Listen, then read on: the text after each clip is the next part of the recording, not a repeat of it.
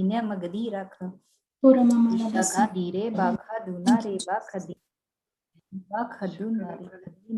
Praise the Lord. Thank you, Jesus.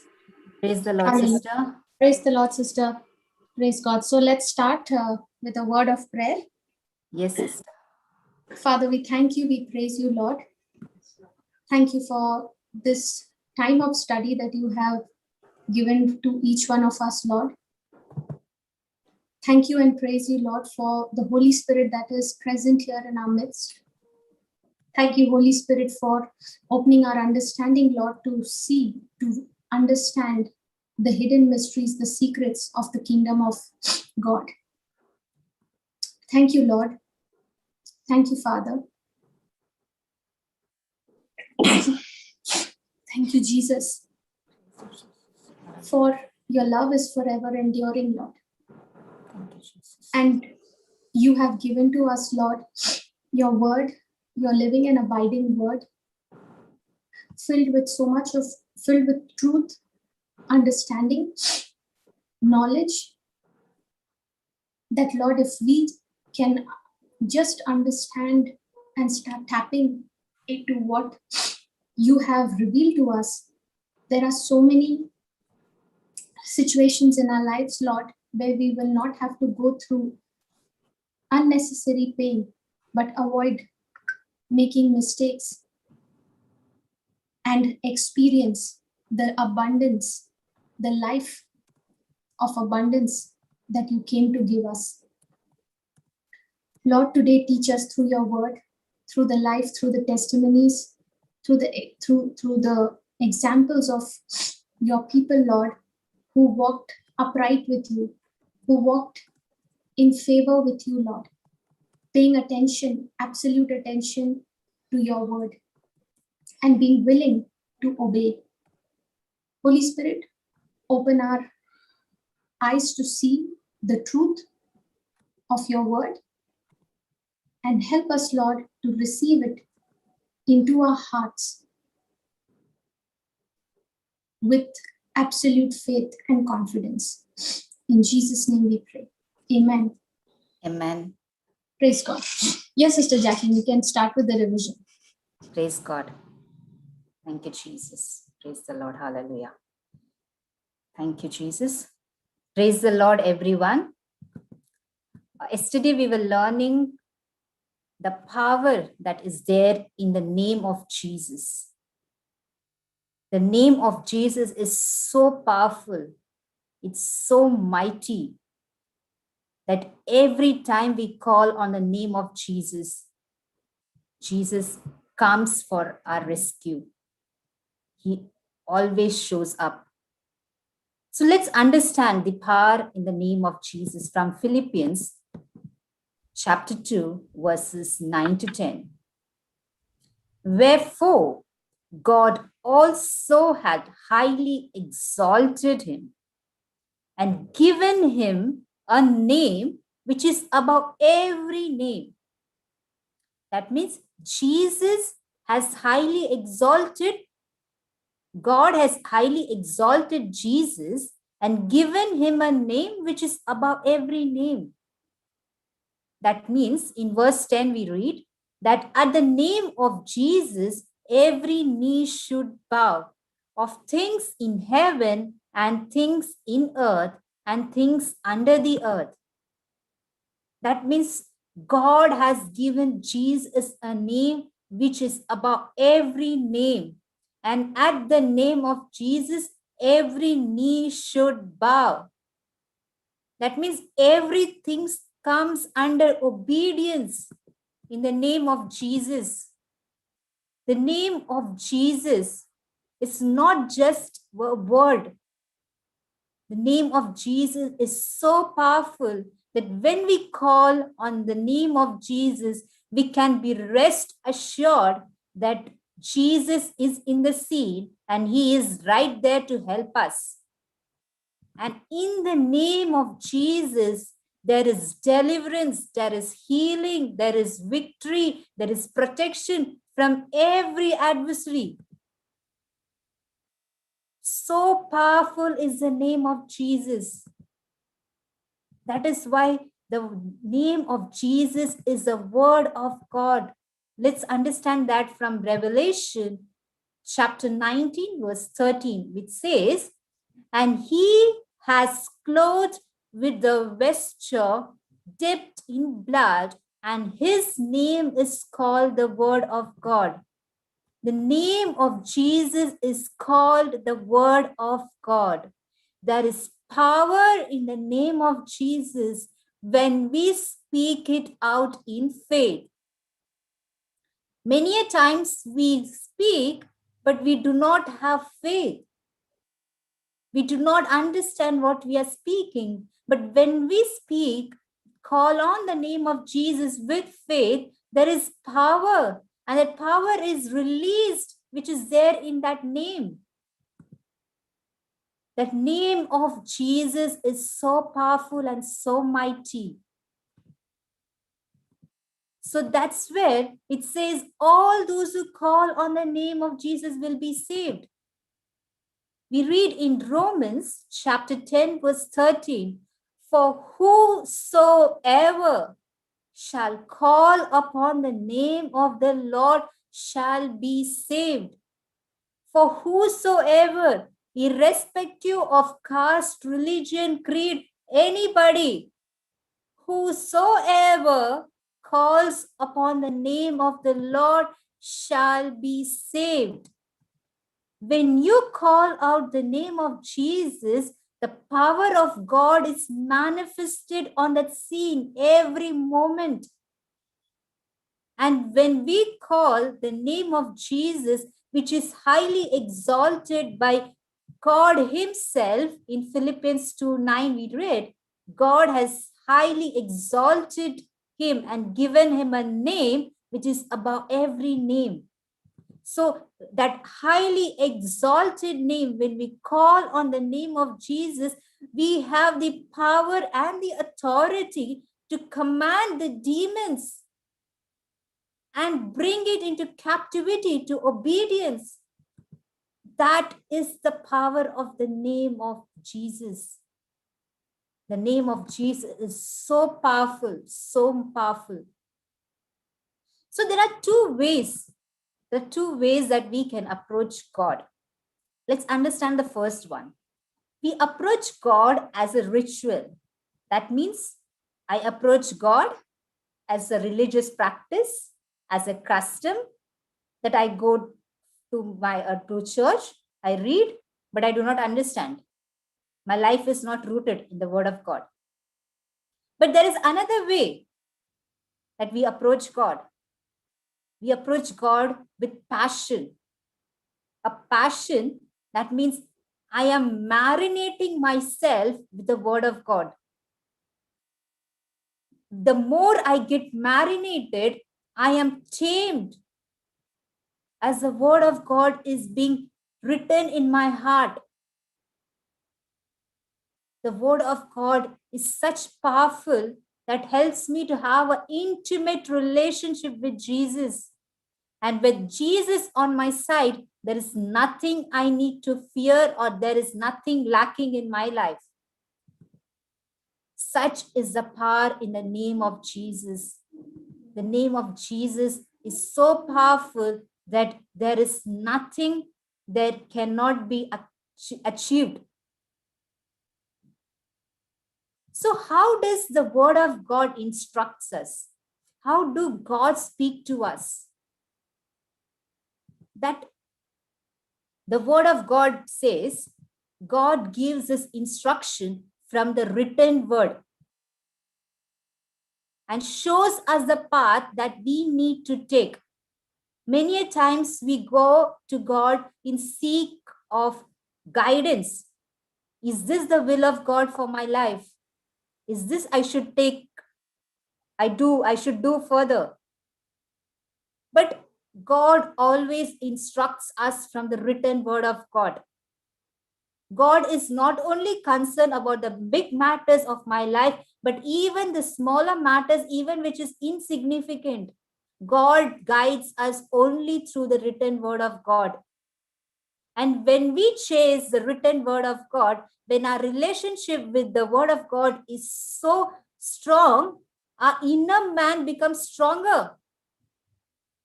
As the word of God is written in our hearts, our believing is not only in the mind, but believing is in the heart. So let's understand what is the God's will for my life. From Ephesians 5 verses 17. Therefore, do not be foolish and thoughtless, but understand and firmly grasp what the will of the Lord is. That means don't be foolish and thoughtless. Don't go by your physical senses, but understand and stand firm. Grasping means hold on to the word. That is the will of God. God always instructs us from the written word of God. God always speaks to us from the written word of God. So the written word of God becomes our life. It is a part of our life. And God always answers to all our situation from the written word of God. When we understand the written word of God and hold on to it, we get more understanding. We need to hold on. Do not allow the word of God to slip because of the physical evidences, because of the natural circumstances. No, the word of God is a truth. It cannot change. Facts can change, but the truth cannot be changed. The word of God that is conceived in my heart changes me from inside, and then it changes me from outside.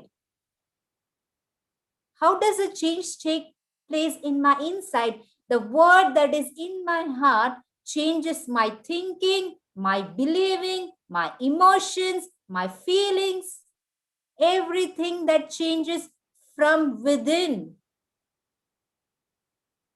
And the word of God changes that every situation in my life and gives me the solution for every problem.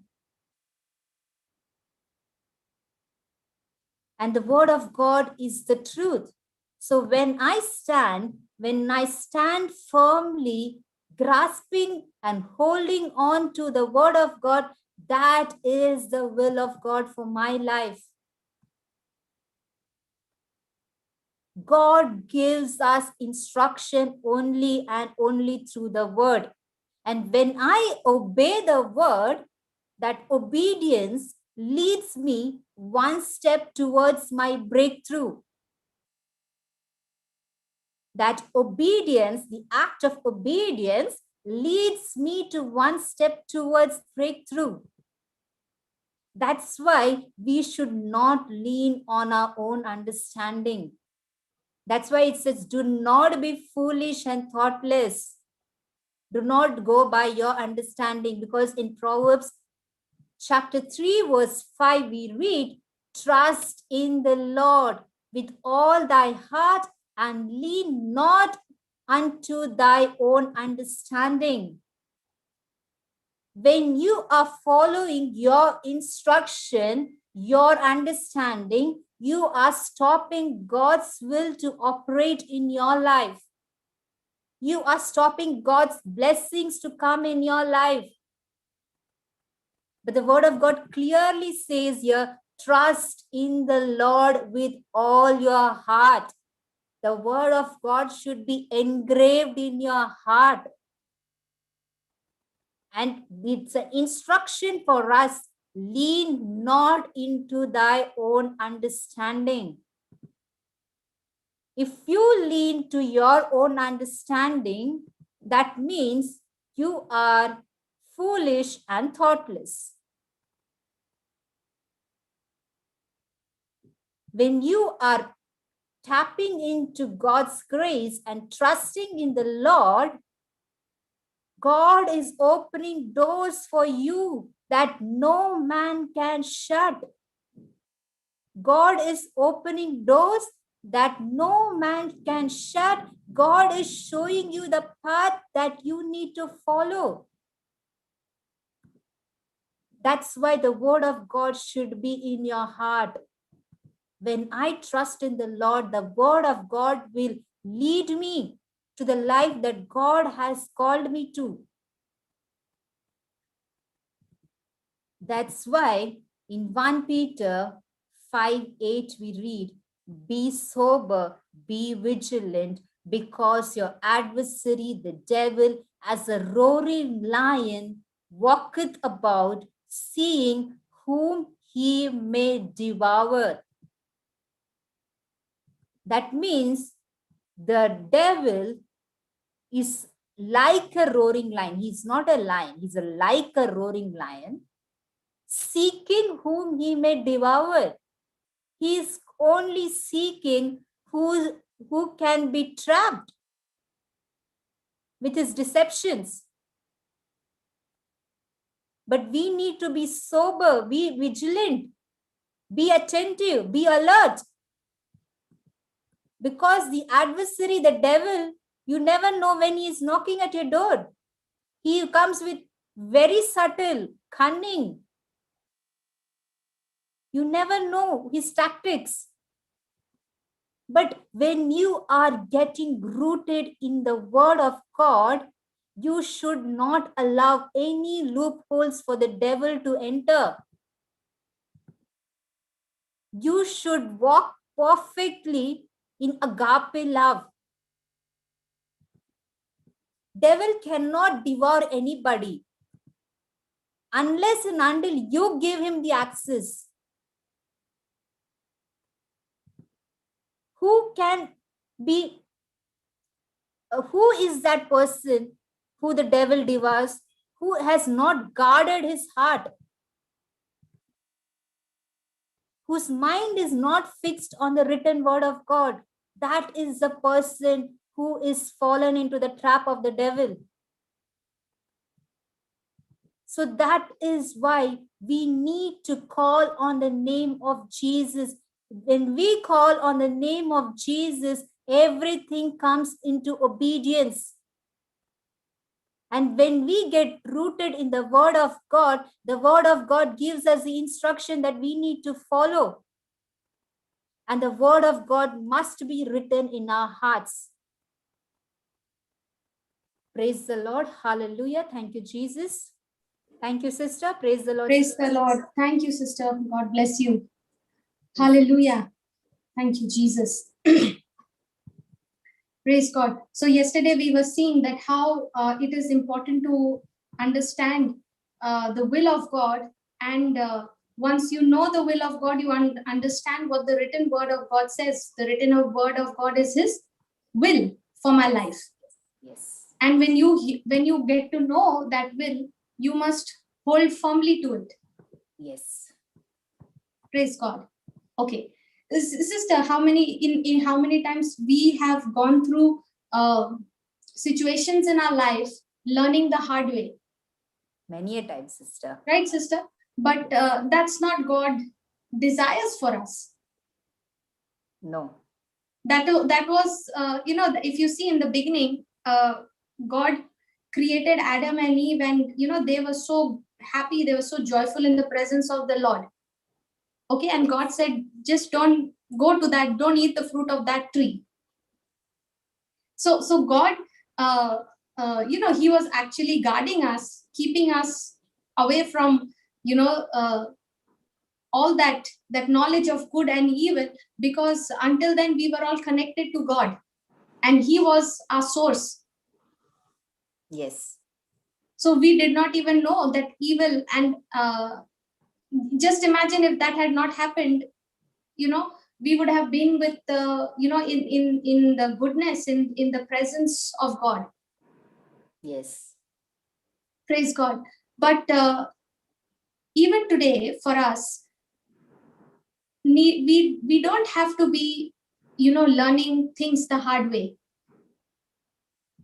Yes. That's why God has given to us Jesus. God gave us his son. Jesus gave us the Holy Spirit. And Jesus said that it is good for me. It is better that I go, because until and unless I go, the comforter, the helper will not come. Yes. But when he's come, he will lead you into all truth. He will teach you all things, because he will not speak on his own. He will speak what he hears from the Father. He will speak what he hears from me. Yeah. So if we can just follow what the Spirit of God is saying, then we don't have to go through the hard way, correct? Yes, sister. And that is the best way. Yes. And God's word, praise be to God, is full of examples for you and me. Yeah. Right? The Bible, God's word, is full of examples for you and me of people who have lived their lives. Yeah. Right? And they are examples for us to learn from. Yes. So that we don't make the same mistakes. Yes. And what they did right, we learn from that and we start implementing it in our lives. That way we will live a lesser painful life. Yeah. Praise God. Sister, I always enjoy reading about Joseph, Elijah, David, and all of them. Okay, because their life experiences, what they went through, and all those things gives us so much of understanding that if I am in that place, I better do what God instructed them to do. Yeah. If I don't want to see the consequences that they faced. Yes. Okay, that's what 1 Corinthians chapter 10 verse 11 says. That just put that, sister.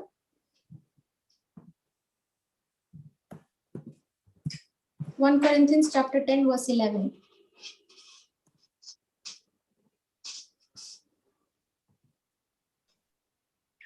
Now all these things happened unto them for examples, and they are written for our Admonition, upon whom the ends of the world are come. praise God. So what he's saying, all these things happened unto them. Now if you see that all these things that he is talking about, he's making a reference of what he preached to them from verses 1 to 10. Okay, we will not go there. Okay. You can read it later on.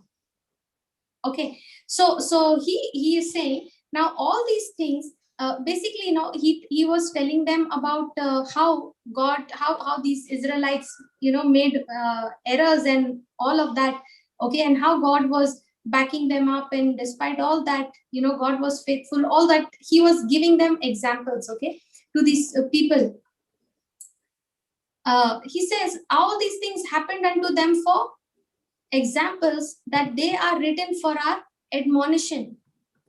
Means what? He's saying, see, all that you are reading here, it happened unto them, and now we've got to take that as an example and learn for ourselves.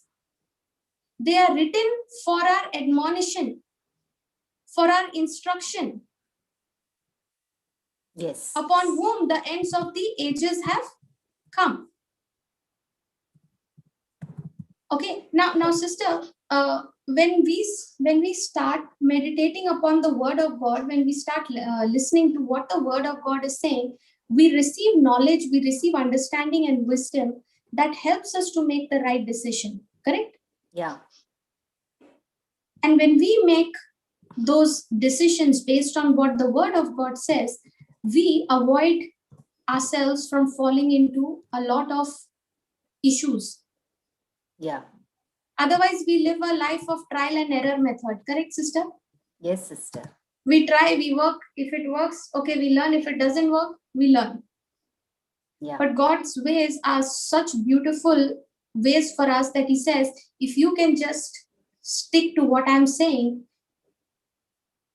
you don't have to wait for 3-4 attempts to do it right, the first attempt itself you can do it right. Yes. Praise God. Praise God. Okay, let's look at let's learn from the life of Joseph. Okay, let's go to Genesis chapter 37.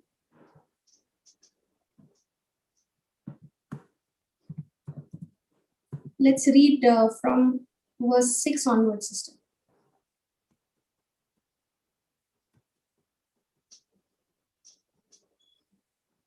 Sister Fatima wants to read. Any one of you read, sister. Yeah. Go ahead, sister. And he said unto them, Here I pray you, this dream which I have dreamed, for behold, we were binding sheaves in the field. And lo, my sheaf arose and also stood upright. And behold, your sheaves stood round about and made obeisance to my sheaf. And his brethren said to him, Shalt thou indeed reign over us? Or shalt thou indeed have dominion over us? And they hated him yet the more for his dreams and for his words. And he dreamt yet another dream, and told it his brethren, and said, Behold, I have dreamed a dream more, and behold, the sun and the moon and the 11 stars made obeisance to me. Praise God. Okay, let's look at the 6th verse. And he said unto them, who is this he? Joseph, okay? Joseph, yeah. He said unto them, Here I pray you. I pray you. So who is he saying? He's saying brethren. to his family, okay, to his brethren. Yeah. He's saying, here I pray you this dream which I have dreamed. For behold, we were binding sheaves in the field. And lo, my sheaf arose and also stood upright. And behold, your sheaf stood round about and made obeisance to my sheaf. And his brethren said to him, Shall you indeed reign over us? Or shall you indeed have dominion over us? And they hated him yet the more for his dreams and for his words. And he dreamed yet another dream, and he told again to his brothers. Now, Joseph knew that the dreams that he was having, that he was receiving, they were from the Lord. Yes. Okay, and they were revealing God's purpose and plans for his life. Yeah. Joseph believed what the Lord had spoken. Correct? He Yes. believed what the Lord had spoken, and he immediately came and announced it to his family.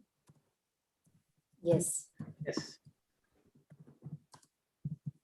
You know, sometimes we think that, Joseph just came and told, he shared his vision, he shared his dream with with his brothers, and he should not have done that. Right? Now, Yes, it sister. says the brothers hated him all the more Yeah. for his dreams and for his words.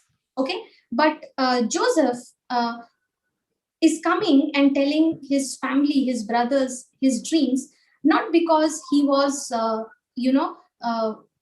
he was in pride, or he was saying, hey, you are going to bow down to me someday. Okay, that was not why he was saying that, but he believed what God was revealing to him, and he was just excited to go and share what he heard.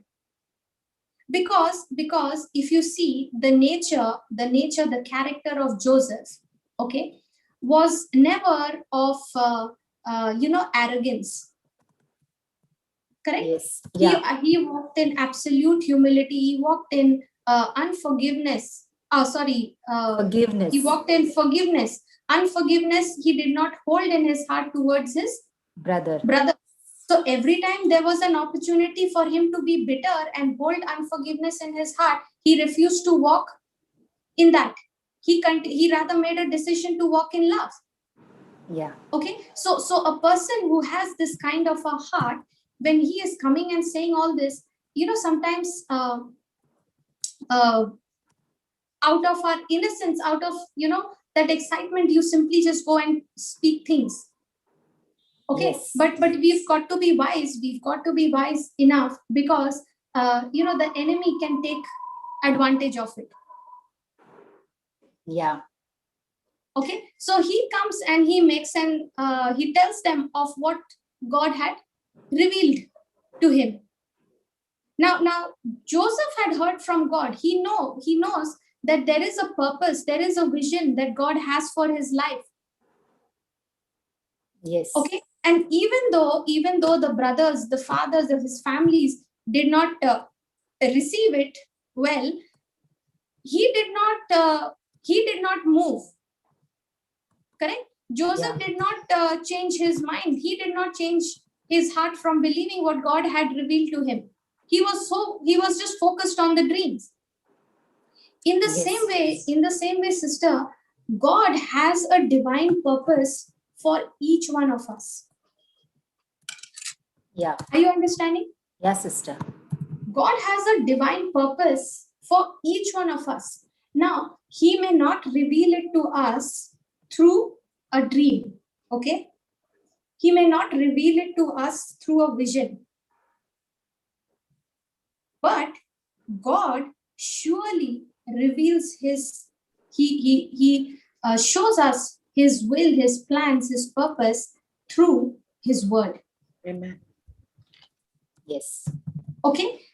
And when he is showing you your purpose in this life, your assignment in this life, when he is showing it to you, you've got to be determined to be attentive when he is revealing it to you. Are you understanding? Yeah. If you become determined to know what his plan, his purpose is for your life, he will reveal it to you. You have it sometimes in in situations when you want to know something, sister, you go and keep pestering that person till you get it. Yes. Especially Right? mother. Yeah, especially mothers. When you need something from them, you will go and you will be so determined that even if she says no in the beginning, you will be so persistent. You will keep on going and checking with her every hour till she says yes. Yeah, true. In the same way, God does not want us to be giving up. He wants us to be persistent. Okay, so when the Lord sees that, yes, she is hungry, she's really hungry for me. I know her heart, I know she is desiring, but I understand that she's also struggling. See, sister, for me, what happened was, in the beginning, I used to really struggle to understand the word of God. Okay, when I would be reading the Bible, and that was before I met Papa. Okay, before I attended the retreat, I used to read the Bible in the beginning, but I would not understand anything. But I would be saying, Lord, I want to understand, but I don't seem to get anything out of this. The moment I open the Bible and I start reading, I fall asleep. But I would not stop reading. Are you understanding? Yes, Every sister. day I would read. Even though it's not making any sense to me, I would still read because I wanted to understand. So I was determined. I was saying, Lord, someday you will help me understand. Let me just continue. And that's what God is looking for, that the hunger that we have will actually make us, will draw us so much closer to the Lord, that when you're hungry and when you're being fed, you will have a huge capacity of receiving. Correct? Yes. Can you feed a person, sister, who is already full? No. Somebody who's already had his lunch and come to your house for lunch. No. You've invited him for lunch. Okay, he's already had somewhere event he had, and now he's come to your place. Now, do you think he'll be able to eat properly in your house? No. But let's say a person whom you've invited, and this person has not had eaten for 3 days. Now, who do you think, which one will eat the maximum? The second person. The second one, who's been hungry for 3 days. 3 days. In the same way, sister, when you and I, when we are hungry for the Lord, our capacity to receive, when we are thanking the Lord and we're saying, Lord, thank you that you have given me your living word, your bread, and I'm enjoying it. Now, even though you don't understand anything, but by faith, you're saying, thank you, Lord, I am being fed spiritually. Now, when the Lord sees that, he says, blessed are those who hunger and thirst for righteousness, for they shall be filled. Amen. Only those who are hungry shall be filled. Those who are already full cannot be filled. Yes.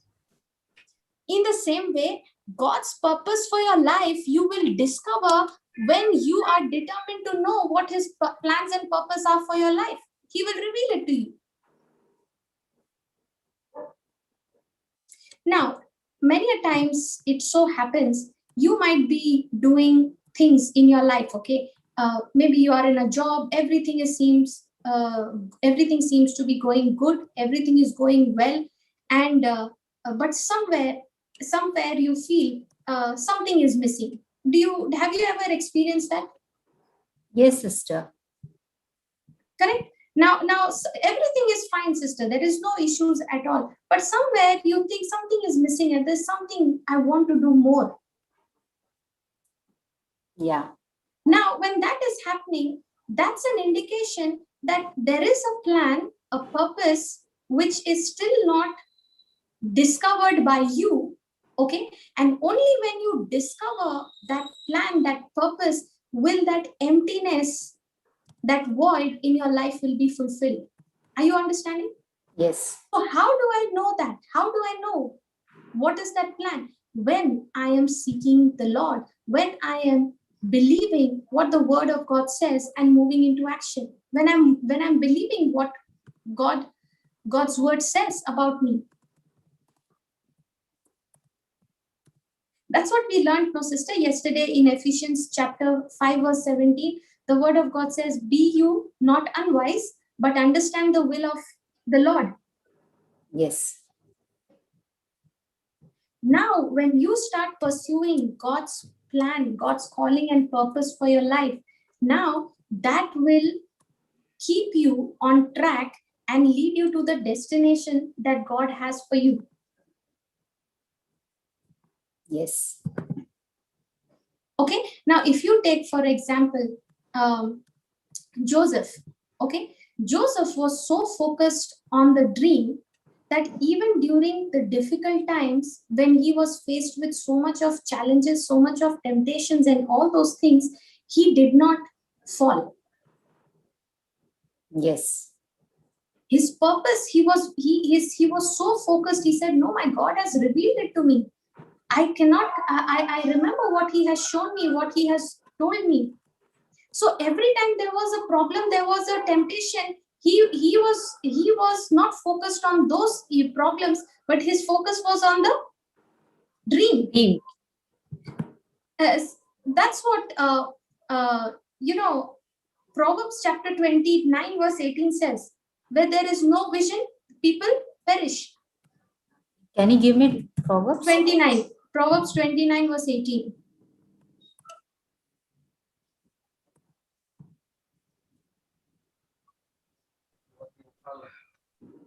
Where there is no vision, the people perish, but he that keepeth the law, happy is he.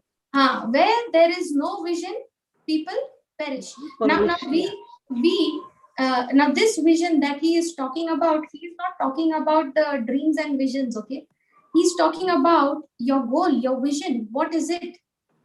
Now, when there is no vision, when you don't make a vision based on what God's word says, when you don't discover his plan and purpose for your life, that unfulfillment, that emptiness will continue to remain. Even though you become extremely successful in your work, in your career, in your business, or whatever it is, but there will be something which will be empty in you, and you will keep experiencing that even though you have everything, okay, all the luxuries, all the resources, everything you may have, but there will be an emptiness which will keep, pricking you and saying there is something that is missing. I just don't feel this. This is complete. If that is something that we are experiencing in our life, then that is an indication that the Holy Spirit is revealing to us to pursue the purpose that God has for our life, to discover that purpose. And He is willing to reveal that purpose to you, to help you discover it, when your focus begins to stay on the Lord. Amen.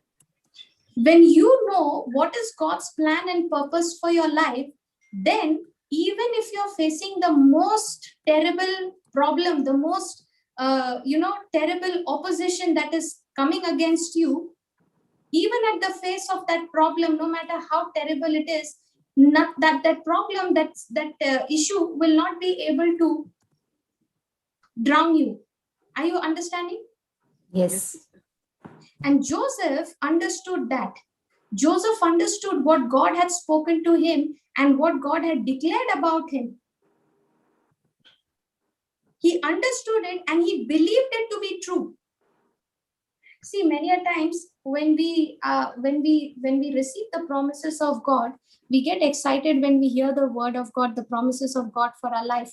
But when problems and persecution comes, we immediately begin to start doubting it, whether it is really true, whether it's going to come to pass or not. Yes. Isn't it? Yeah, we keep wavering. Yes, but if you see, Joseph's case was not like that. He understood what God had spoken to him, what God had declared to him, and most importantly, he believed what God had revealed to him. No matter what the circumstances was. When he revealed his dreams, the word of God says what his brothers hated him all the more.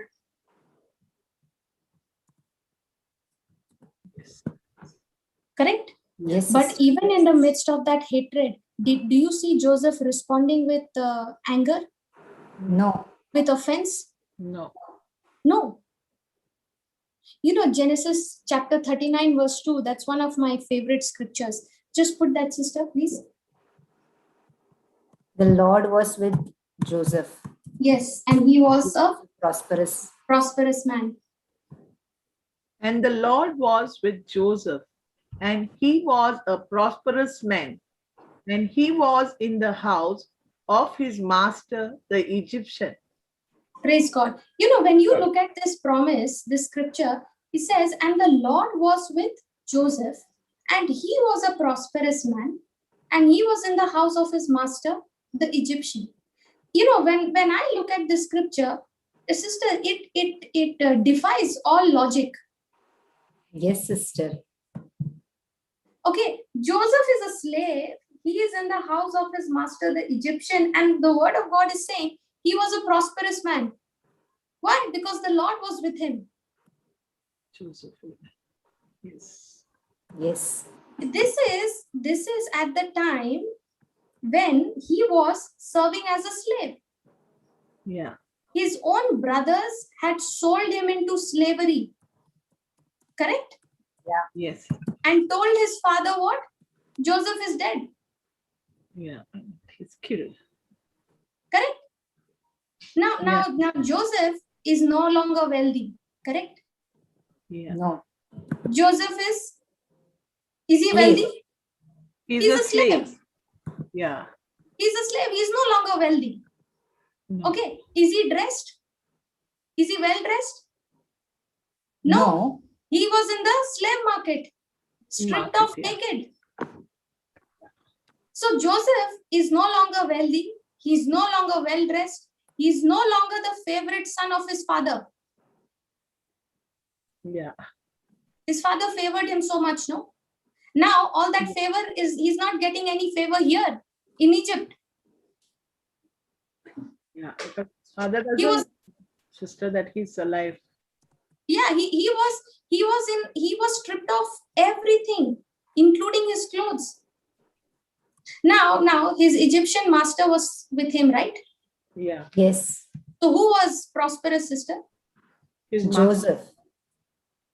Joseph, from the spiritual evidence. Yeah.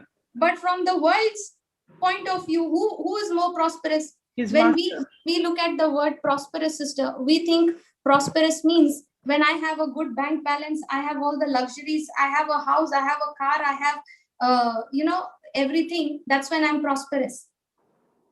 But not so. That's not how God looks at prosperity. In the eyes of the world, the Egyptian master who was with Joseph, he seemed to be more prosperous, correct? Yeah. But in the eyes of the Lord, who was more prosperous? Joseph. See, material things, they are not an indication of prosperity. Are you understanding? Yes, sister. Yes. You can be a slave, you can be a beggar, okay? But when the Lord is with you, you are a prosperous person. Amen. Are you understanding? Yes, sister. Prosperity means God giving me all the resources, and when I have that resource, I make use of that resource for the kingdom of God. That's what prosperity is. Amen. Prosperity is not wealth. Prosperity is God's favor, God's anointing, His power that is working in my life.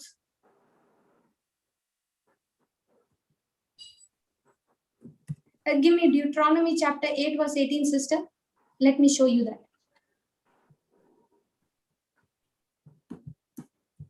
Deuteronomy chapter 8, verse 18.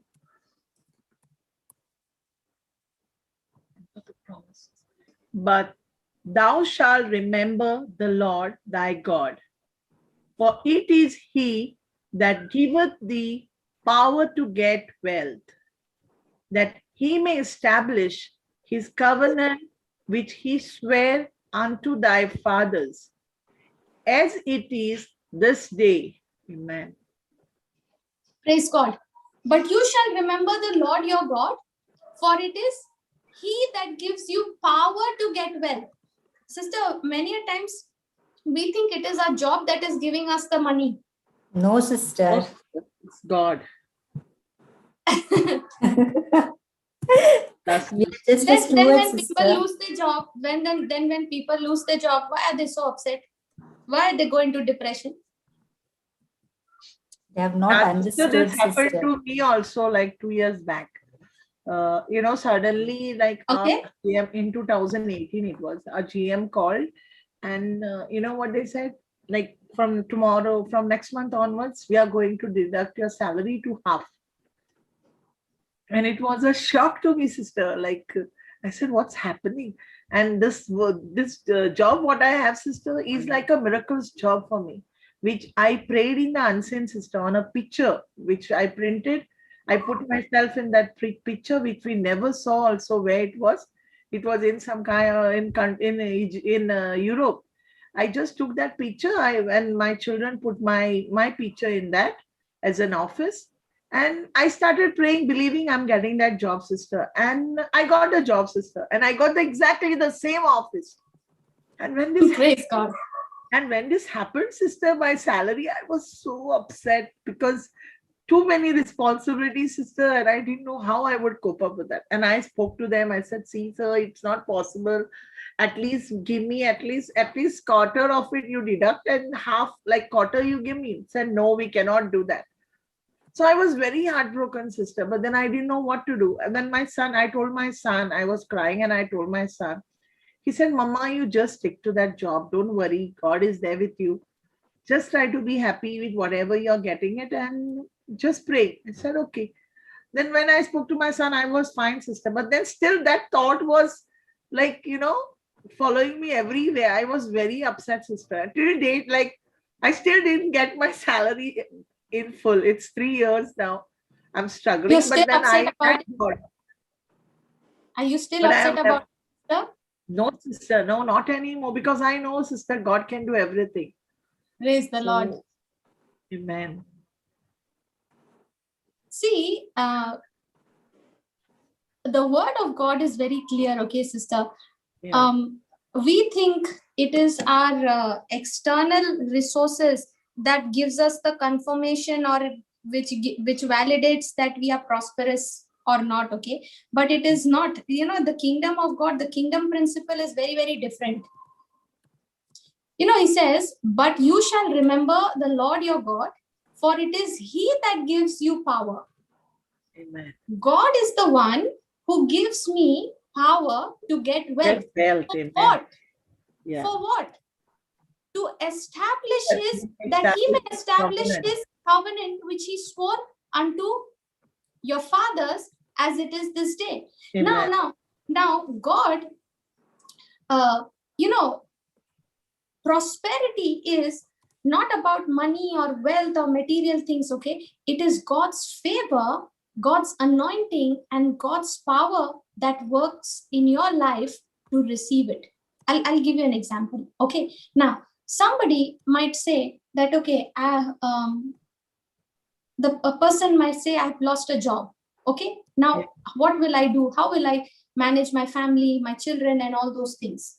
Okay, now when a person has lost his job, that person has lost a job. That person has not lost his God. No, not at all. This is Right? what, no, we have that feeling like, oh, we don't have a job, how we will survive. But Yes. we don't know because we don't know the word of God, sister, what the word of God is teaching us. That he is because sister, we have, instead of making God our source, we somewhere make the job our source. Exactly. Very true, sister. Okay, but God is saying, remember the Lord your God, for it is he that gives you power to get wealth. Amen. Okay, when you have, even if you've lost a job, when you have God's favor working in your life, the job will come seeking you. Yeah, true, sister. When you have God's anointing upon your life, you will find favor with your employer. Amen. You will find favor in the interviews. When you're typing your resume and you are posting it on the job portals, no? Yeah. Okay, because the Lord is with you, his favor is upon you, his anointing is upon you. That anointing will take that resume to the company which God has prepared for you, and that person will contact you and give you an invitation to come for the interview. Amen. Praise God. Are you understanding? Yes. It is the presence of the Lord with you, his anointing that is working in your life, gives you the power to get wealth. Amen. So Joseph believed he was prosperous. See, Joseph had no physical evidence of any wealth materials, correct? According to the world's standard of prosperity. Yeah. But Joseph believed he was prosperous. Why? Because the Lord was with him. And he knew prosperity came from God, not from man. Amen.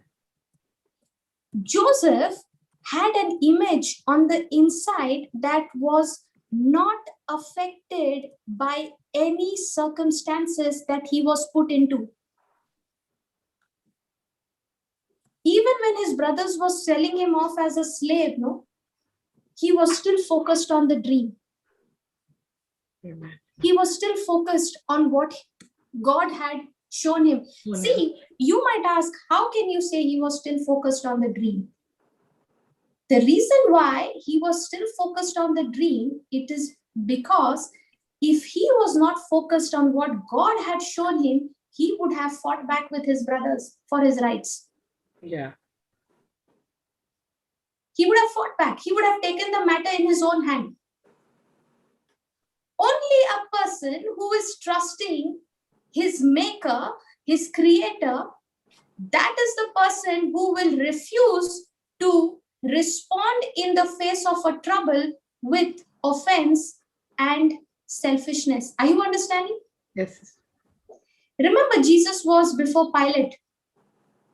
Yes. Pilate told him that I have authority to set you free and to punish you. Yeah. Will you not open your mouth in front of me? Jesus did not say anything. He only said, if you have authority over me, it is because you have received it from above, Exactly. from my Father. Are you understanding? Yes, sister. So Jesus is not going and justifying himself over there. Why? Because he trusted his Father. Yes. He was focused on the plan and purpose that the Father had For him. for him. Amen. Are you understanding? Yes, sister. Thank you, Jesus. Joseph believed he was prosperous because he knew prosperity comes from God. He did not believe that prosperity comes from man. So he was focused on it. That's why he was not moved by any of those circumstances and situations that he landed up in.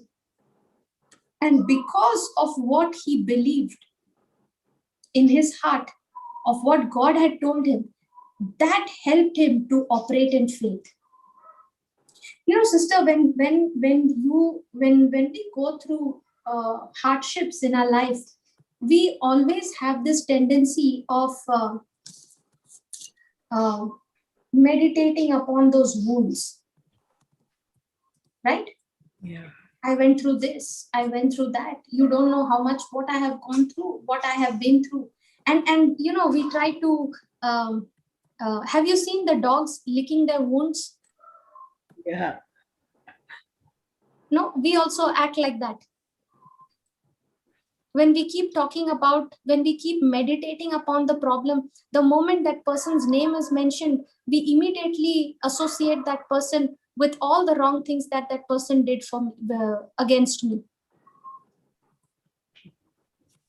We start complaining. But you don't see Joseph doing that. Did he even ever mention of what he went through? No. He did not speak anything to his Egyptian master. No. You remember when he was put in the prison, when Potiphar's wife, put false accusation on him. Yeah. He was put in the prison with that baker. The butler was there. Yeah. Even there, he was telling, listen, I was, I got kidnapped into this place and I was put by mistake over here. Yeah. Even there, he is not complaining. He is not, cribbing of how torturous, how unfair his life has been. But you find him ministering to them, solving the people's problem. He was solving their problem inside the prison. Amen. Yeah. Now, when we are going through unjust sufferings, or when we are going through some mean situations in our life, do we serve those people who are hurting us? Do we serve those people, love those people wholeheartedly? Do we minister to them in their needs? Or do we turn our faces and we try to avoid those people? We try to avoid them. Is Joseph doing that? No. No. Yes. So what is the Lord teaching us today through Joseph?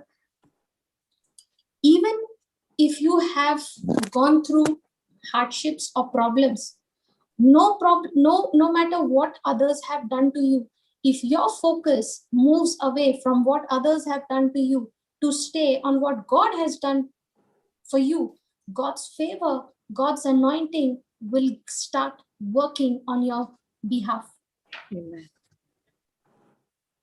What others do to me is not my business. What I do for others, how I respond to others is my business. Are you understanding? Yes, sister. Yes. So even if somebody is coming against me and doing things which is unjust, rather than getting into a complaint and hurtful and crying mode, let's start asking the Holy Spirit, Lord, please show me, where is this person hurting? What has gone wrong? So that I can start interceding, I can start praying for him and start praying in tongues for that person. Take the scriptures, take the word of God and start declaring, thank you, Lord, this person is your righteousness. Thank you, Lord, that you have transformed, you've changed this person's life. Thank you, Lord, you've met all his needs. Thank you, Lord, you've healed his broken heart. Amen. If Joseph could do it, so can we, isn't it? Yes. Because that same anointing, that same power that enabled Joseph, that same anointing is upon our lives as well. The same Holy Spirit is in our life as well. Amen. You and I, we have the same power dwelling on the inside of us, same power that raised Jesus from the dead. Yeah. So can we start seeing ourselves the way God sees us? And how does God sees us? Prosperous person, regardless of your physical circumstances. Yeah. If God is calling me prosperous, why do I call myself, I'm so broke, I'm this, I am that? Yeah.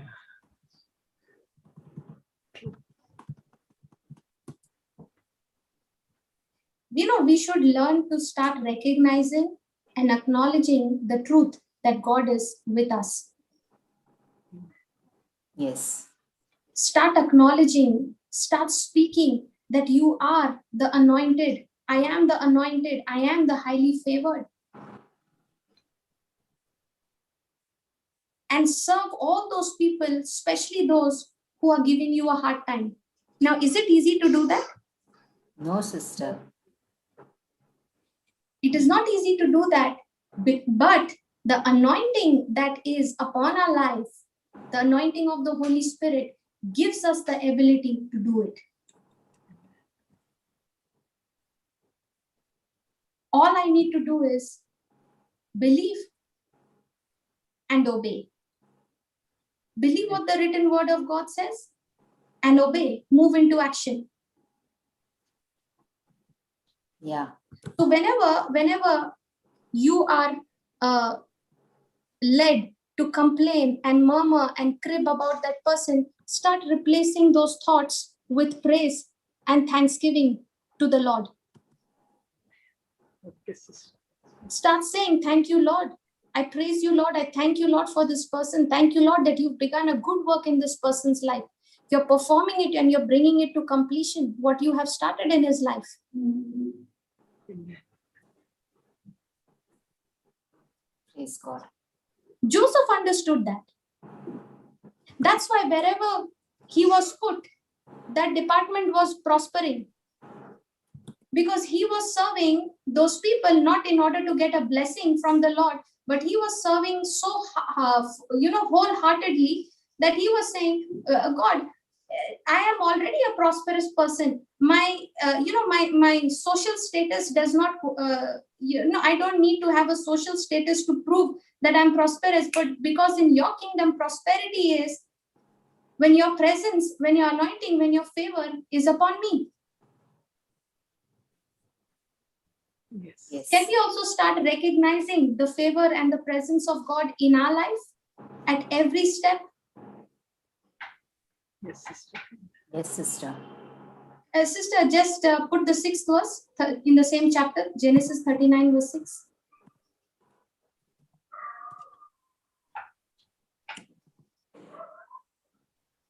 And he left all that he had in Joseph's hand, and he knew not aught he said he had, save the bread which he did eat. And Joseph was a goodly person and well favored. Potiphar trusted Joseph completely. And he left all that he had in Joseph's hand. Now, what is that? Caretaker. Sorry? Caretaker. So, yes. So whatever Potiphar was in charge of, he made Joseph in charge of it. He trusted him so much that he left all that he had in whose hand? In Joseph's hand. Joseph's hand, yeah. And he knew not aught he had, save the bread which he did eat. And Joseph was a goodly person and well favored. But now you see this Potiphar's wife, she began to take advantage of this of Joseph. Yeah. Okay, how much she tried to tempt him. Yeah. But Joseph kept refusing. Joseph refused to give in. Now, Joseph is constantly saying, he's refusing. He is not giving into that temptation. He's saying, no matter what happens, he's saying, I can't give into that. Yes, sister. Just put 19 and 20th verse, sister. Same chapter.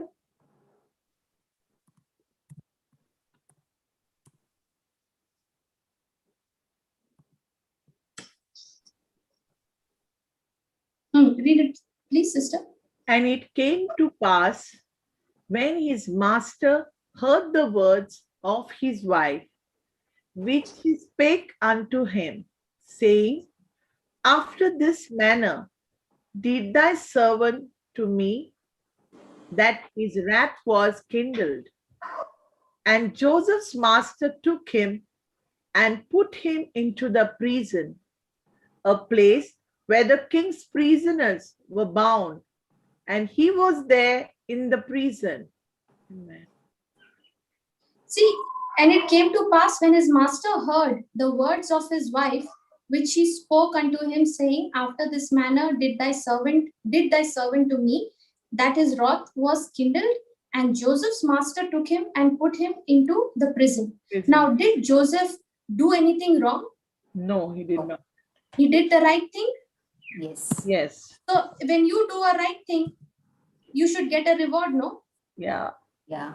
But look what he got. Just the opposite. Yeah.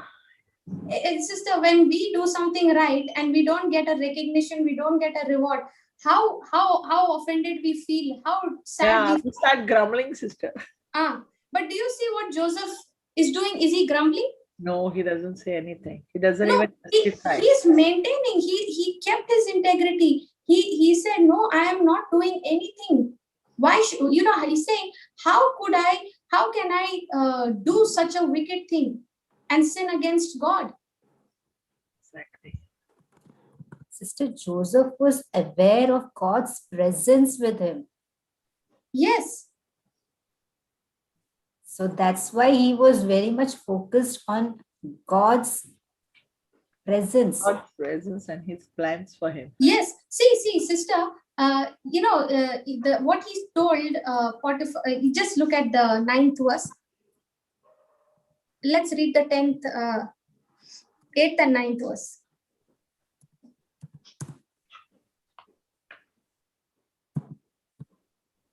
Read that, sister.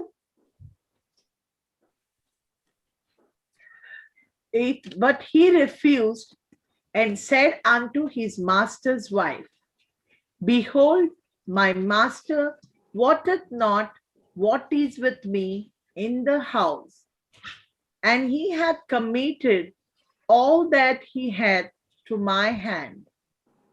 There is none greater in this house than I. Neither hath he kept back anything from me but thee, because thou art his wife. How then can I do this great wickedness and sin against God? Yeah, he was more with Praise God. God. You know what Joseph is saying? He says, but he refused. He refused and said unto his master's wife. He's saying, see, listen, my master trusts me with everything in his entire household. Okay. Yeah. And he's saying, no one over here has more authority than I do. Because he had made him in charge of everything, no, of all he had. Yeah. Okay. And he's saying, see, my master has not held anything from me except you, because you are his wife. Yeah. How can I do such a wicked thing? How then can I do this great wickedness and sin against God? He's saying, how can I do such a wicked thing. It would be a great sin against God. He's not even saying it would be a great sin against my master, against Potiphar. He's saying it would be a great sin against my God. God. See, when your focus is God, what man does or what man thinks about you, you don't care. Exactly. Sister, what's the meaning of wotteth? Huh? What wotteth? This WOTTETH. What's that? My sister, he's saying that my master, that is his master, okay, he has made him in charge of all his entire house. Okay. Okay. And he's saying that he has committed everything into my hands. Yeah. And he's saying, I am, there is no one as powerful as me here, but he has given me everything, but he's kept only you back because you're his wife.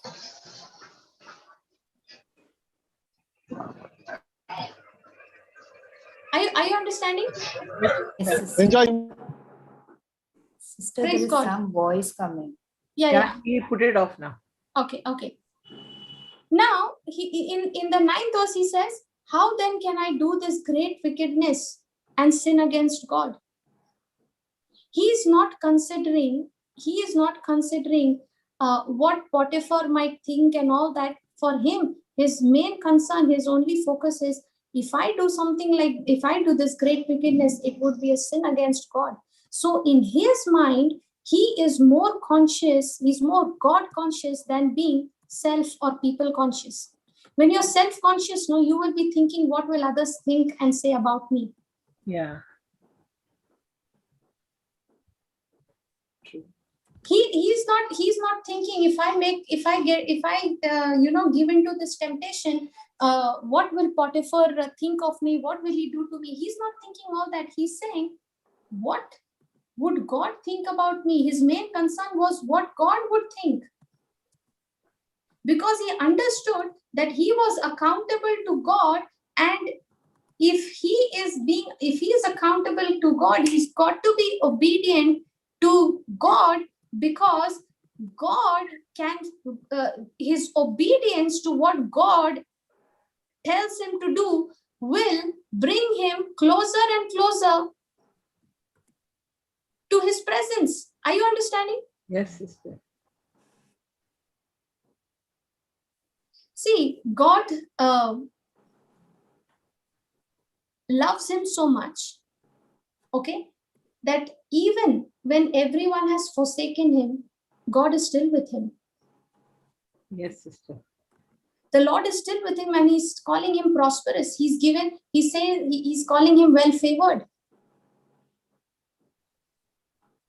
So Joseph's life was not a self-dependent life, a self-reliant life, but his life was God-dependent life. He was living a life depending on God. And he was living his life depending on God, even in the midst of such great problems.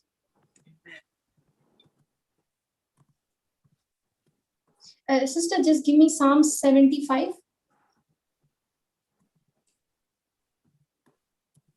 Put verse 6 and 7.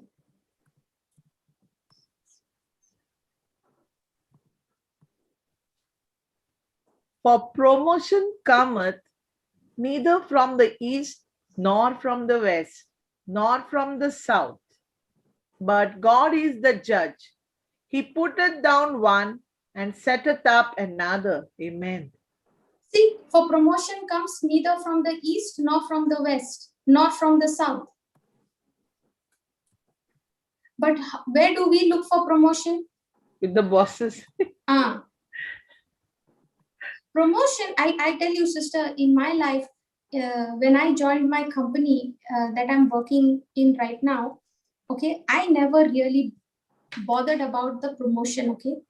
Yeah. When I read this scripture, I said, Lord, everyone is so running around like, crazy people to get promotion from their boss. But this word, it really set me free, sister. Now when I started to work, I began to work not for promotion. I began to work according to what the word of God says. I think it's in Colossians chapter 3 verse 16. Just put that, sister. Sister, it is 23, no? Yeah, sorry, 23. Correct.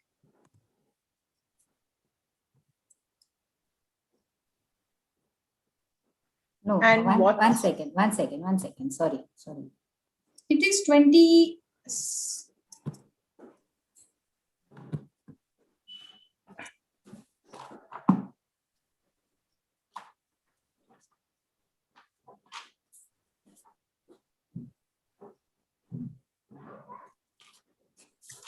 Read it, please, sister.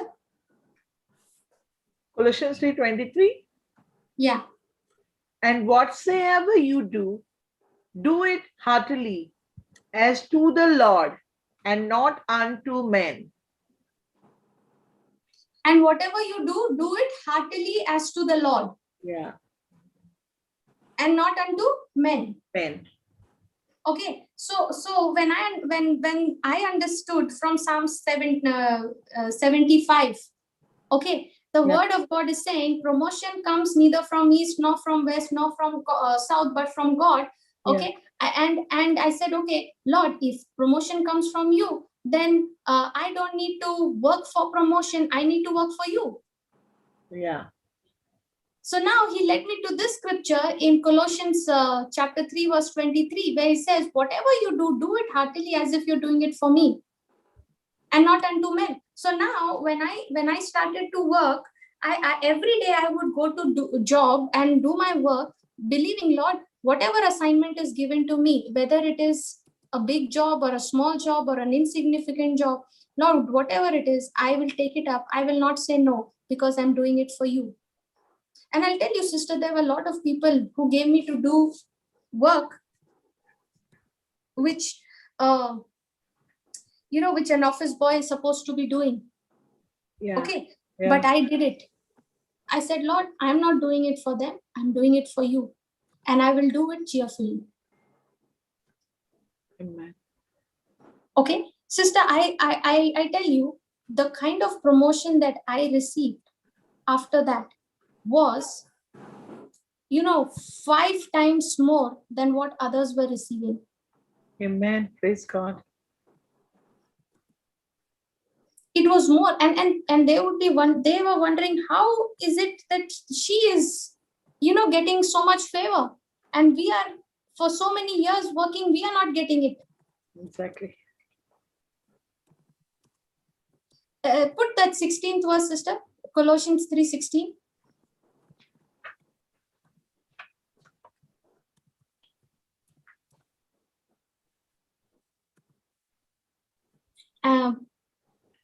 Let the word of Christ dwell in you richly in all wisdom, teaching and admonishing one another in psalms and hymns and spiritual songs, singing with grace in your hearts to the Lord. Amen. Let the word of Christ dwell in you richly. Now here the instruction, God is saying, whatever you do, do it heartily as if unto the Lord and not unto men. So whatever I'm doing, I have to do cheerfully. Now when will I do everything cheerfully? Only when the word of Christ is dwelling richly in my heart, in all wisdom. Amen. Because when the enemy throws a pressure on me saying, hey, you're being taken advantage of, you've become like a doormat, everyone is coming and dusting his feet upon you and making you do all their work, you should open your mouth and say no, rather than doing everything. Now when the enemy is bringing all that thought, who will come to my rescue? The word of Christ, which is dwelling in me.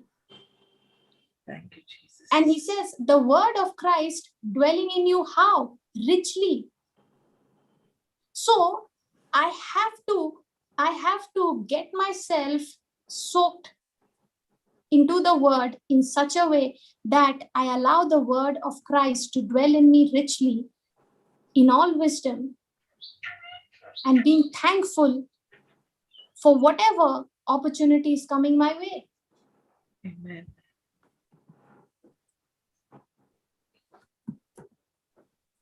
Are you understanding? Yes, sister. You know, sister, the enemy will strike you the hardest when you are most closest to your breakthrough.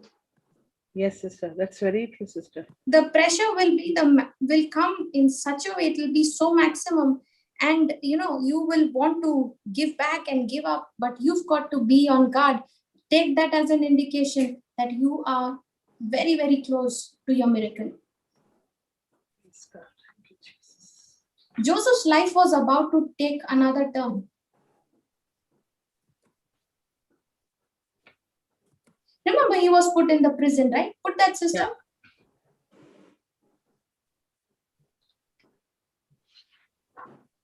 Put the whole chapter, Genesis 39. It's a beautiful chapter of Joseph. Whole story. Yeah, sorry, not 39, sister. Go to chapter 40. Yeah, we'll read from verse 1 onwards. Yeah, read that, sister. And it came to pass after these things that the butler of the king of Egypt and his baker had offended their lord, the king of Egypt. Okay, pause. Now, we read in the previous chapter that he was put in the prison, right? Because of the false accusation from Potiphar's wife. Yeah. Now, in the next chapter, he is already there in the prison, okay? Joseph is already there in the prison. Yeah. Now, it came to pass after these things that the butler of the king of Egypt and his baker had offended their lord, the king of Egypt. Okay? Yeah. Now, continue second verse. And Pharaoh was wroth against two of his officers, against the chief of the butlers and against the chief of the bakers. And he put them in ward in the house of the captain of the guard into the prison, the place where Joseph was bound. See, they put him where? They put them in the same prison where Joseph was bound. And the captain of the guard charged Joseph with them, and he served them, and they continued a season in ward. And they dreamed a dream, both of them, each man in his dream, in one night, each man according to the interpretation of his dream. And the butler and the baker of the king of Egypt, which were bound in the prison. And Joseph came in unto them in the morning and looked upon them, and behold, they were sad. And he asked Pharaoh's officers that were with him in the ward of his lord's house, saying, wherefore look you so sadly today? Now Joseph comes in the morning and looks at them, and they look very sad. Yeah. And Joseph is asking them, why do you look so sad? Why do you look so worried? Now, isn't Joseph in that prison serving the sentence, the punishment for no reason? Yeah. So who should be more depressed? Joseph. Joseph is the one who should be more depressed, correct? Yeah. But if a person is so occupied and focused with his own pain, will he have the will he be able to see what the person in front of him is going through? No. Sister, when a person is hurting me, Yeah. Okay, when a person is hurting me, I can see the wrong that person is doing, correct? Yeah. This person is hurting me. But actually speaking, that person himself is hurting on the inside, and that's why he's hurting me. Are you understanding? Yeah, sister. So when I look at that person, my vision is only looking at what the person is doing wrong to me. You know why? Because I'm only focused about me. But a person who is focused on God, that person will look beyond the wrong action of that person. True. Joseph is so conscious of God's presence with him that he is saying, God, what I have not done anything. I have landed up over here. Even in this, Lord, I know you have a plan and purpose to bring the dreams that you showed me, the prophecy, the revelations that you gave me. I know you can bring it to pass. Even in this, Lord, I know you can do it for me. So he is not bothered about his problems. He is going beyond and looking at the need in the other person. Are you understanding? Yes, And he's thinking, he's saying, how can I be a solution to this person's problem? Amen.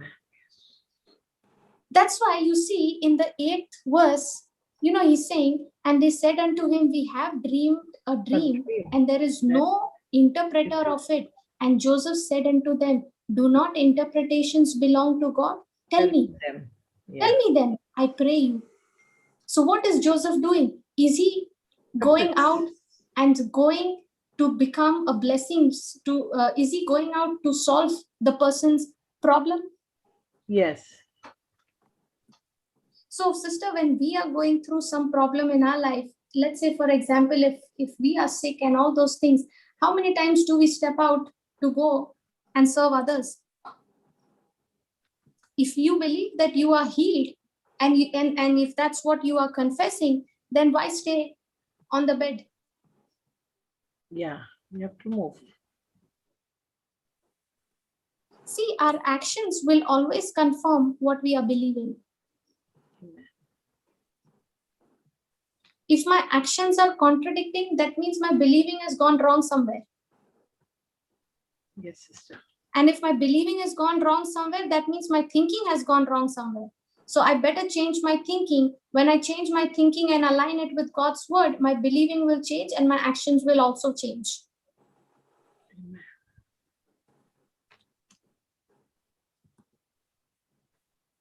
Are you understanding? Yes, sister. Now look at this. The chief butler and this baker, they've landed into the prison. Okay, and they are with Joseph. Yeah. Both of them have a dream, but no one to interpret them. Yeah. And what is Joseph saying? Tell me your dream. I will interpret it for you. Yeah. Is he saying that? Yes, sister. No? No, he said interpretation belongs to God. Tell me and I pray you. Yes.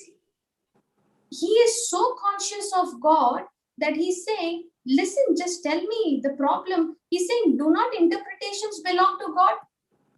Yeah. See, he's putting God first. Yeah, true. And when he's saying, do not interpretations belong to God, means what? He's telling them, listen, God is to be trusted. God is to be relied on. Man may make a mistake, but God will not make a mistake. Amen.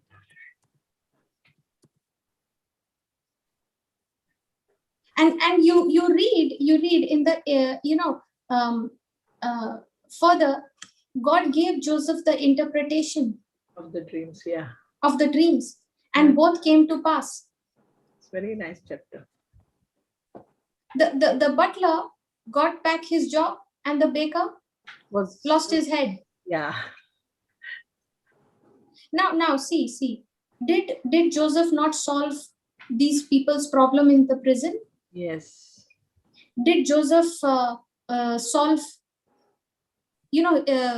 that butler's problem? Yes. Saved his life? Yes. Now, in spite of all that, did the butler go and say a good word about Joseph to Pharaoh? No, he did not. No, he forgot about it.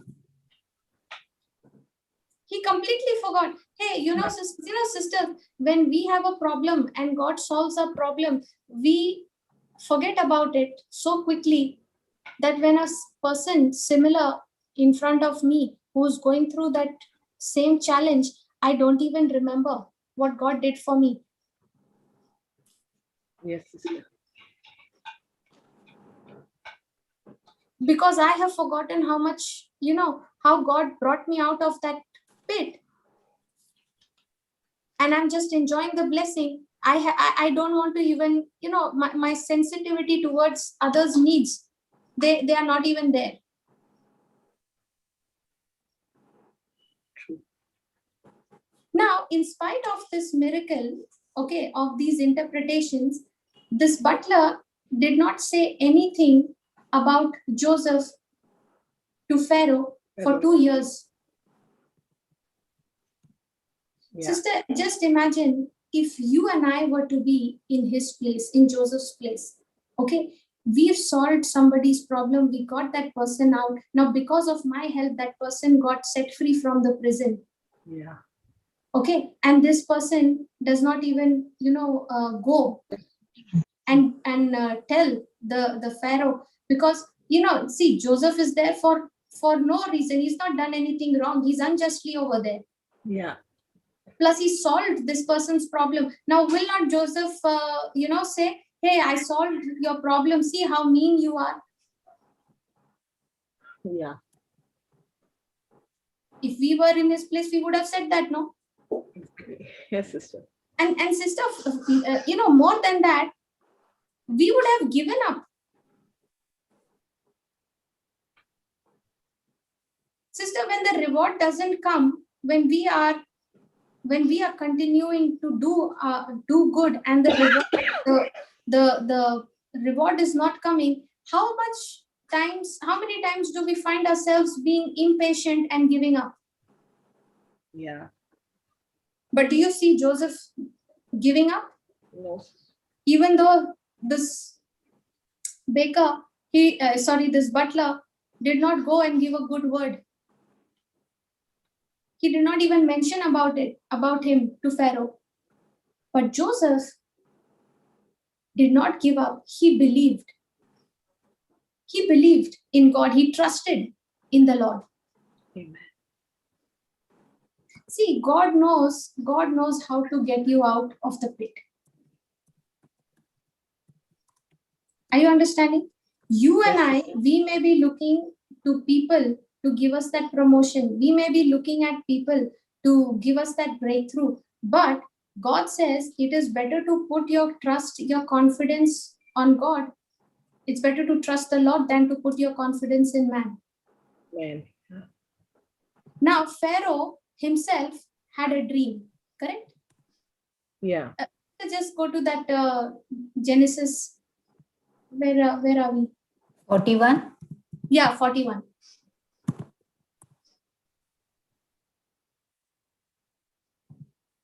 Yeah, read from the first verse.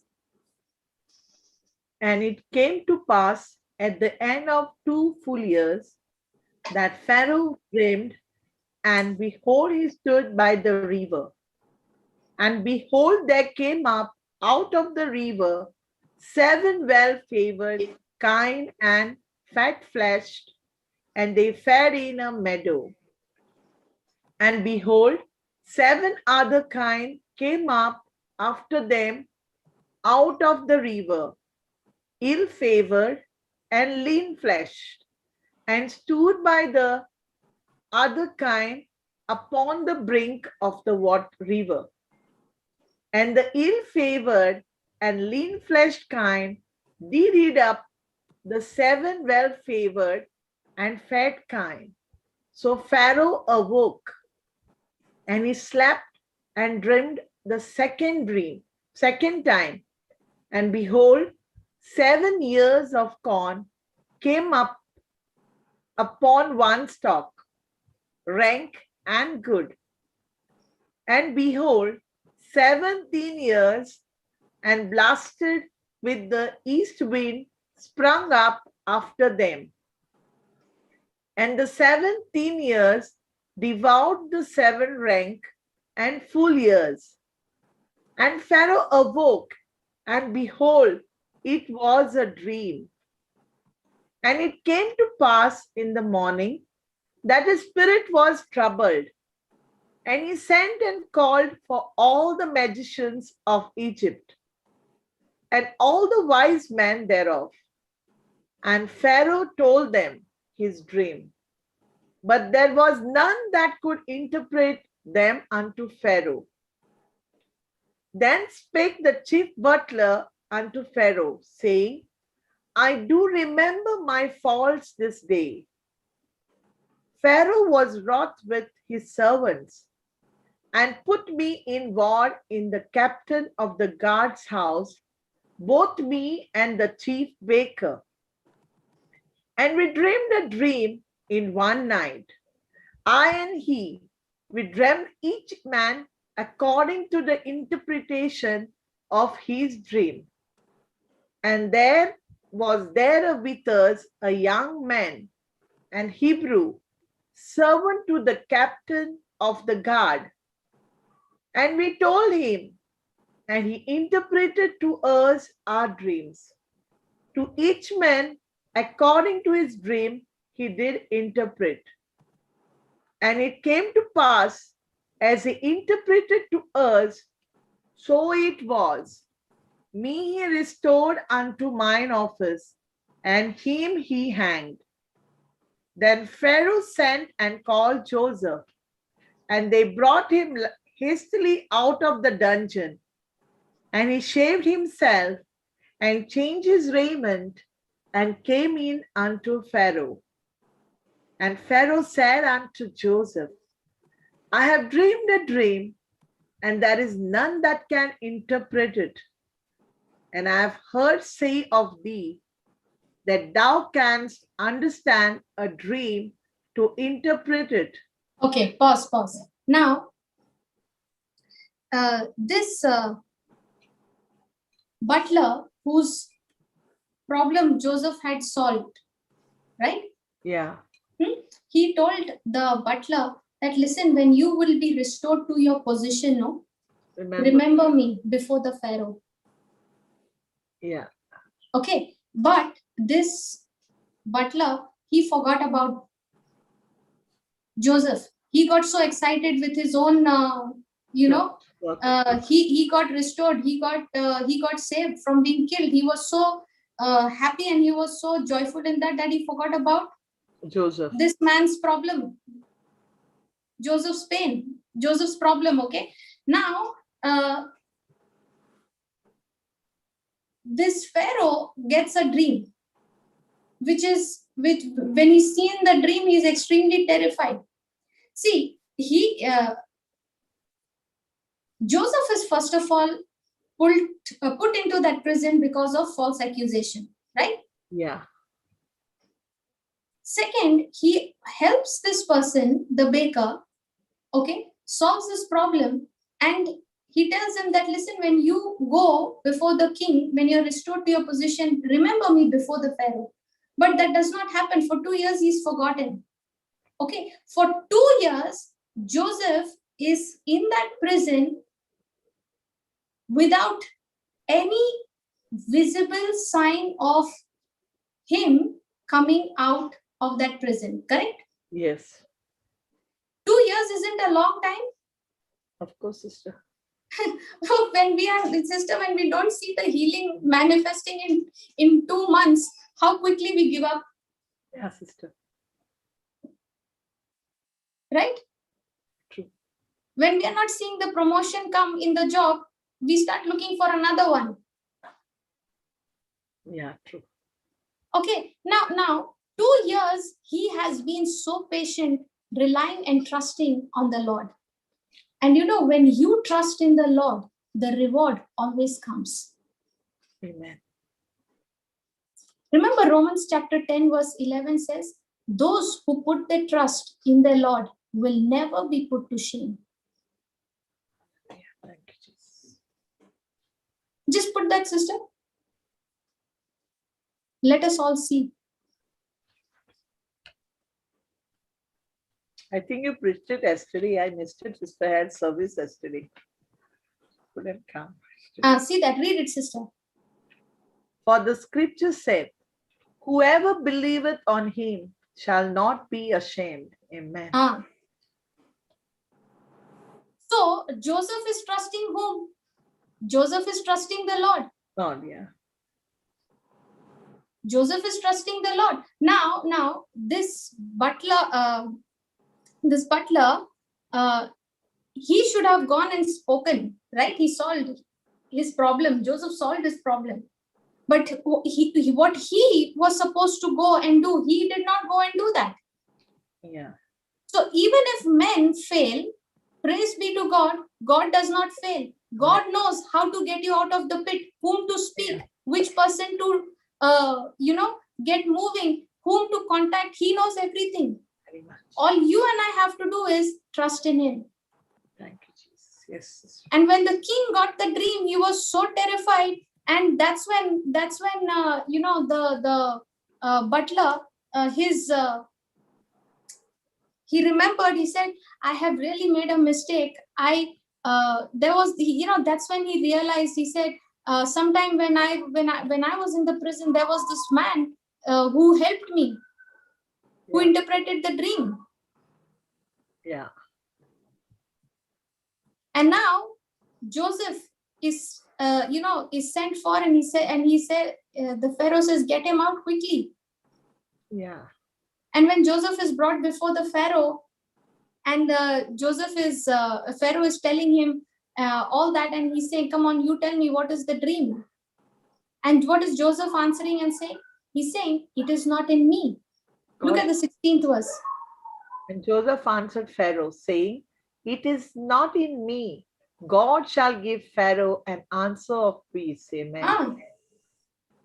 Sister, I when I read this, I remember one time I had to go and preach in some place, okay, which I was going for the first time. And I was extremely, I was thinking, Lord, I don't know much, but and the audience, the people that I had to go and preach, these were like intellectual people, okay. And you can expect all sorts of questions coming. And I was saying, Lord, I don't know what to go and say. Lord, if they ask me questions, I will get stuck. Okay. Yeah. And the Lord reminded me of this scripture. Joseph answered Pharaoh, saying, it is not in me. God shall give Pharaoh an answer of peace. The moment I saw this, I said, Holy Spirit, thank you. I've got my answer. I said, thank you, Lord. You will give me an answer of peace. Amen. I went and I preached, sister. They had given me only 45 minutes to preach. Okay. Yeah. And I went and preached. Now, these intellectuals that I'm talking to you about, these intellectuals were all doctors, medical students in the hospital. Are you understanding? Yes, sister. 45 minutes, I went and preached on the, on Mark 11, 23, 24. Okay. And there was signs, there were demonstration. There was a lady who had some issue in her, leg, pains that she was suffering for 2 years, and she was not getting any cure out of it. And, her treatment was on and all that. And she got healed instantly that day. Okay. They had given me 45 minutes to preach. I finished the preaching, and after that they said, listen, can you please come with us to the ICUs? There are people who are in critical conditions. There are the people in the cancer unit. Can you come and pray? I spent 2 hours over there in the ICU, in the cancer units, going there, ministering to people and seeing results, people getting healed. Praise God.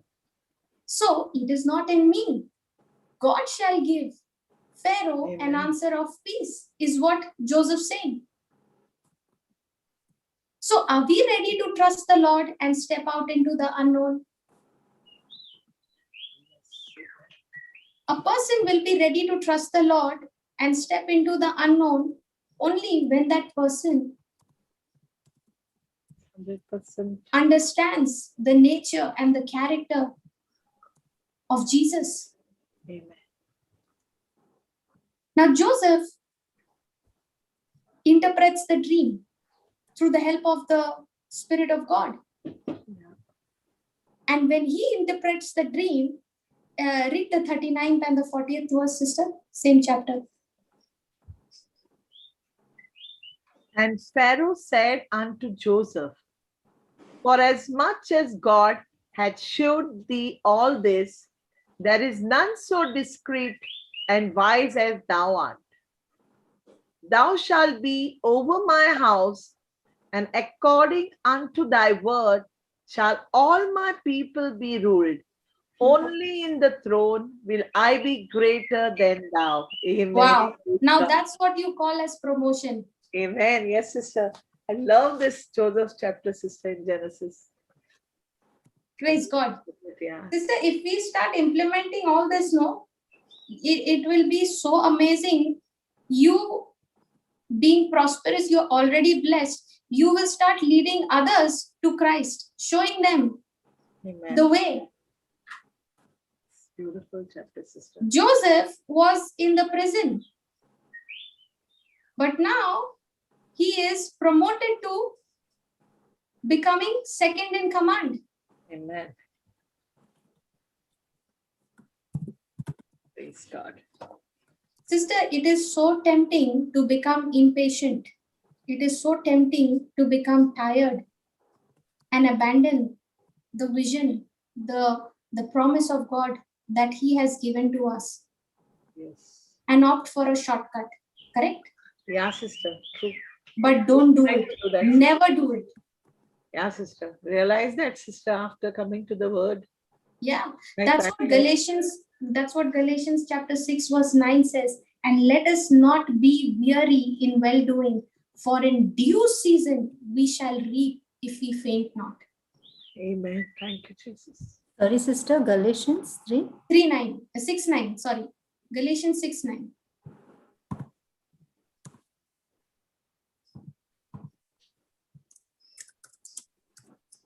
And let us not be weary in well-doing, for in due season we shall reap if we faint not.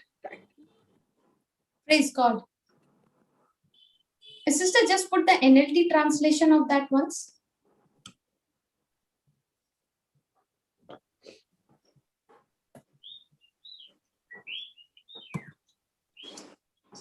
So let's not get tired of doing what is good. At just the right time, we will reap a harvest of blessing if we don't give up. Let's not get tired of doing. So let's not get tired of doing what is good. At just the right time, in due season, we will reap a harvest of blessing if we don't give up. You know, Joseph remained so dependent on God. And because he remained so dependent on God, he never lost his way. Amen. From being a slave to becoming the governor, can you imagine what was the journey?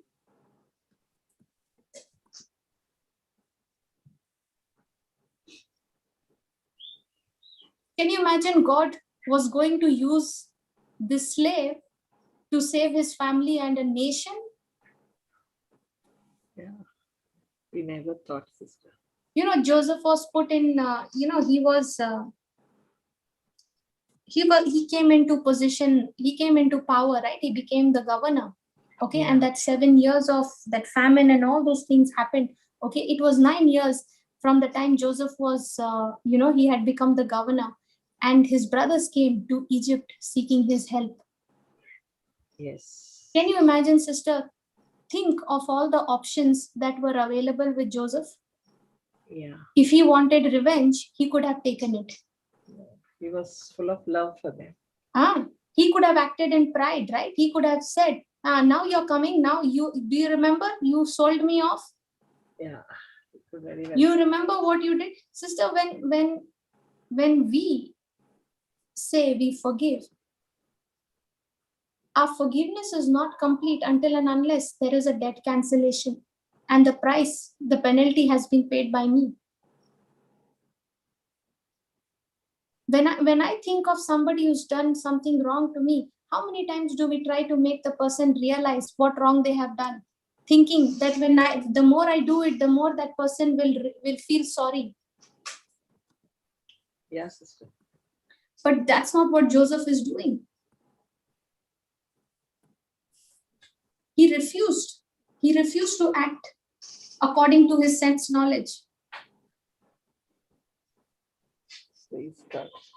Sister, I really wonder how many of us would have exercised that kind of restraint. Yeah, sister.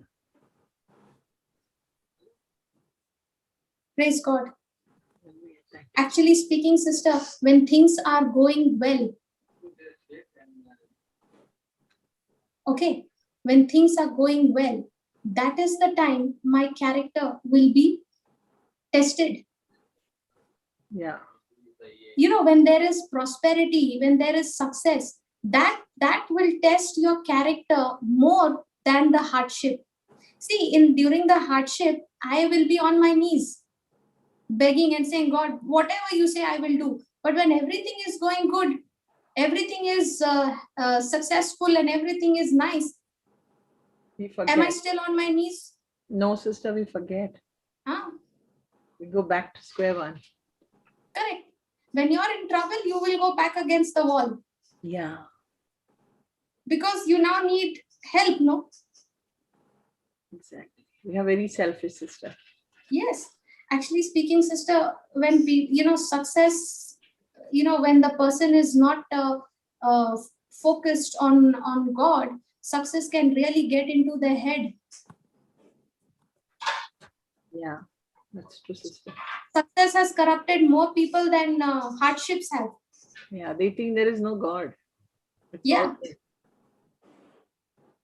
See, when you're prospering, when you're prospering, you must understand this prosperity is to fulfill my God-given purpose in my life. This prosperity is for me to fulfill God's assignment upon this earth that He has for my life, not to live selfish life with all that. Yes, sister. Praise God. Did you understand? Yes, sister. Thank you so much. Praise God. Hallelujah. Yes. Anything you want to add, sister? What is the time? Sister, it's time for you. Oh, it's already 11, is it? Praise Yeah. God. I didn't even realize. Because it's your favorite topic, Sister Joseph.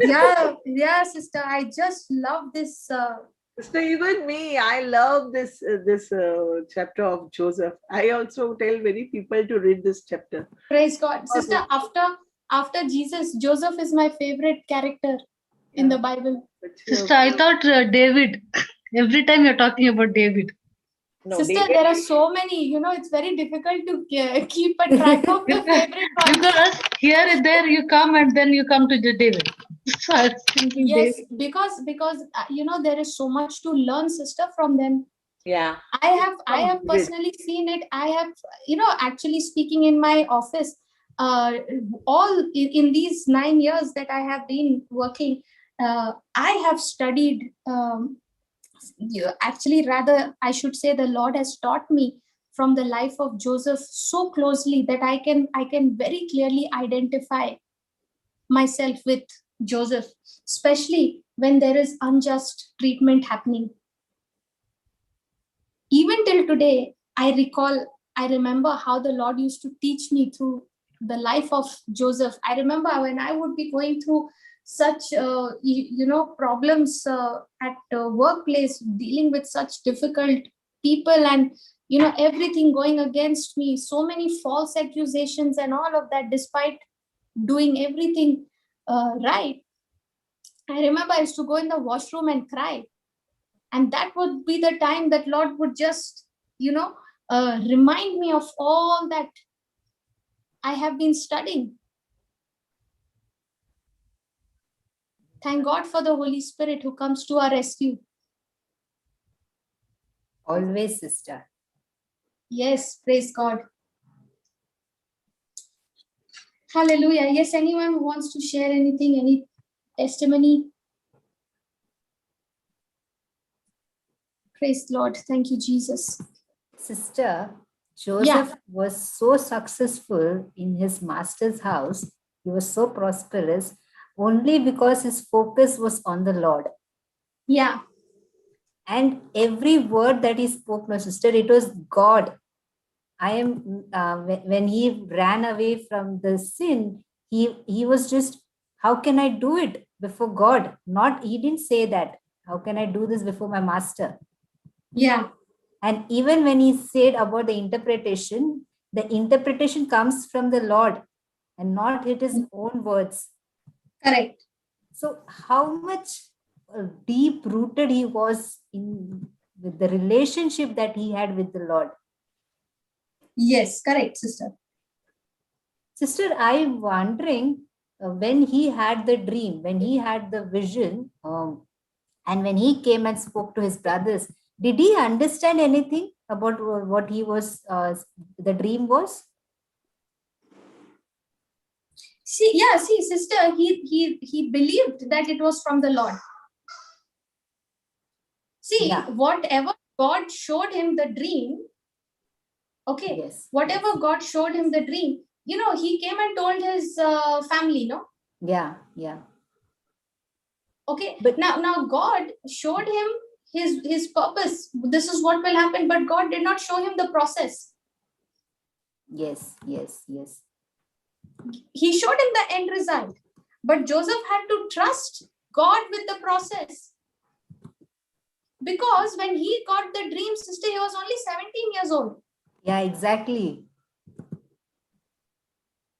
That's why, sister, when God gives you his promise, okay, even though you don't fully understand it at the time when the promise is given, God is saying, just trust me.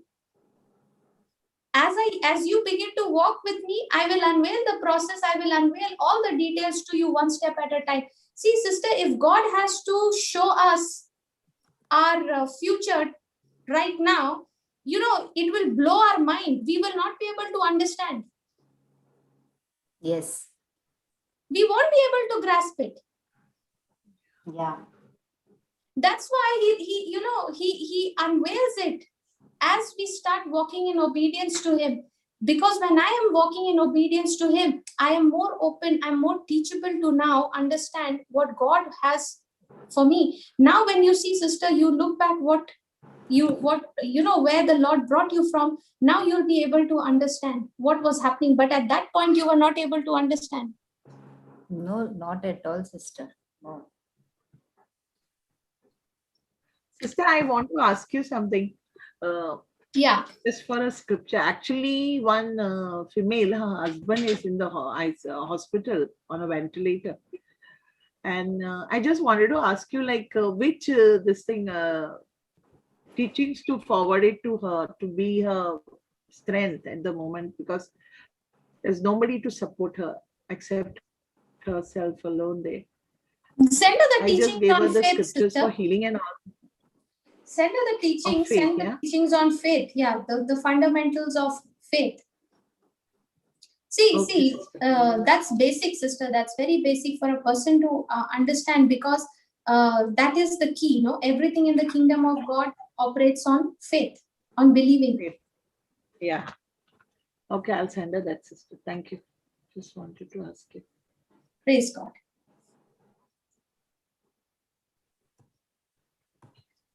Okay, so we will continue next week then. Yeah, sister. Have a nice weekend. Praise God.